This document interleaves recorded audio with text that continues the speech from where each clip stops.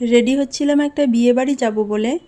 তো বিয়ের সিজনে তো নর্মালি খুব ব্যস্ত থাকি, দোকানের ব্যস্ততা থাকে, তাছাড়া আমার মেকআপের কাজ থাকে, আর এরপরেও 2-3টে করে প্রত্যেকটা ডেটেই ইনভাইট থাকে।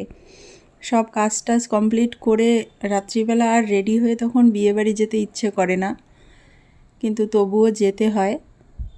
তো অনেক দিন থেকে বিয়ের সিজন নেই, বিয়ের ইনভাইটও নেই। অনেক দিন পর একটা বিয়ের ইনভাইট পেলাম। যেহেতু অনেক দিন পর কোনো বিয়ের ইনভাইট পেলাম, তাই জন্য ইচ্ছে করছিল যেতে, আর তাই জন্য আমরা রেডি হয়ে নিচ্ছি এখানে। আর এই মাসে এর আগে কখনো আমি এরকম টাইমে বিয়ের ইনভাইট পাইনি। বিয়ে হয় কি না আমি তাও জানি না, তবে এই বছর ফার্স্ট টাইম পেলাম। আর এটা ছিল গত শনিবারের, আমি অনেক পরে ভিডিওটা পোস্ট করছি।